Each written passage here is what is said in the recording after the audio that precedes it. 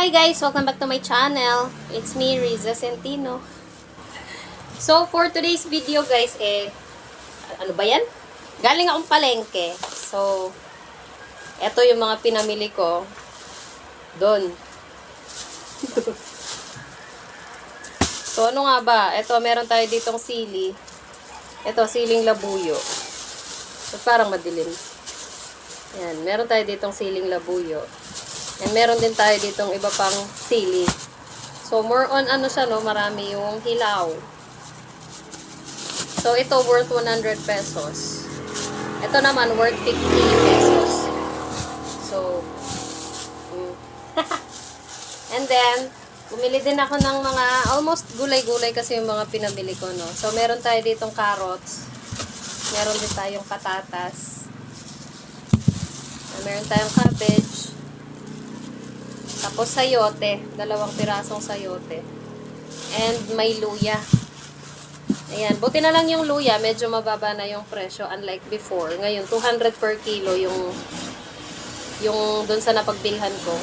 So ito yung ano natin doon. So dito, ang nabayaran ko is worth 160 pesos. Ayan, worth 160 pesos yun na nasa plastic. So ito naman, ayan, meron tayo ditong crispy fry and cornstarch. So, magluluto na naman ako ng crispy okra. Tapos, kanina pala, pumasok ako ng Mr. DIY. So, ayan. Bumili ako nito. Pangpiga ng lemon. Dahil nga marami tayong lemon. Bumili ako nito kasi masyado matigas. Try natin kung kakayanin nung pangpiga yung ating mga lemon na matitigas. And ito naman is cable tie. Nakita ko kasi wala nang cable tie si honey ko. So, madalas kasi na may pinaggagamitan siya ng mga to. Kaya, nag-stock na lang din ako. O, diba?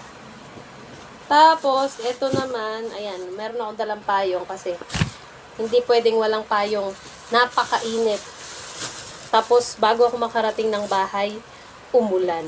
O, diba? Buti na lang pagbaba ko, sinalubong ko ni Ronix. May dala siyang payong. So, kinuha niya yung mga pinamili ko itong bag. Kinuha niya yung bag. Inabot niya sa akin yung payong. So, ako nagpayong pagbaba. So, bumili tayo ng kalahating kilong garlic. Pag naggigisa kasi, generous maglagay ng garlic. Mas masarap kasi pag maraming spices yung ating mga niluluto. Ito naman yung sibuyas. And meron tayo ditong okra. Worth 15 pesos ito na okra. Kasi kagabi, nagluto ako ng crispy okra. May ano lang siya, may butter na harina, cornstarch, asin, crispy fry, tapos nilagay yung hiniwa na okra, and then pinirito. Tapos parang masarap. So, ayun. And dito naman sa ating ano is, eto, bumili ako ng worth 80 pesos na hotdog. Minsan pang sahog or madala ano kasi gusto namin yung macaroni. So, eto, meron tayo ditong pang macaroni or kung ano man pwedeng maisip na luto. Tapos, eto naman, meron tayo ditong 1 kilogram ng paa ng manok. And also, 200 pesos worth of chicken. O, diba? Ito yung mga pinamili ko. Magkano nga ba ang gastos ko dito? So, yung pera kong dala is nasa 1.6. Yung sukli ko sa 1.6 is only 300 pesos na lang. So, lahat ng napamili ko.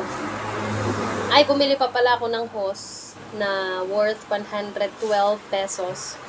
So, all in all, yung sukli ko na lang is 300 pesos sa aking perang dala na 1,600. Oh my gosh. Napaka-expensive. Napaka-grabe ng to. So, ito siya is hindi ito aabot ng 1 week kasi kung lang, itong paa ng manok i-aadobo. And then, yung manok, hahati-hatiin yun. So, paparti-partihin yun. Pwede siyang iprito, pwedeng i-adobo, pwede siyang isahog. Depende kung anong maisipan naming ulam. So, yung manok, pwede siya lagyan ng luya at saka ng sayote. Kukuha na lang kami ng dahon ng malunggay, okay na.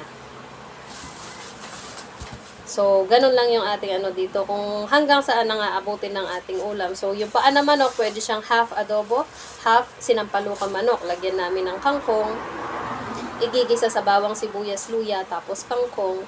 So, ulam na. So, pang dalawang meal, yung ating 1 kilong manok. And, yung ating manok naman is mga 3 to 4. Titipirin natin ng hanggang 3 to 4 meals. So, ayan guys, yan yung ating mga pinamili ngayong araw. So, hanggang dito na lang ang ating live guys. Thank you all for watching and bye-bye.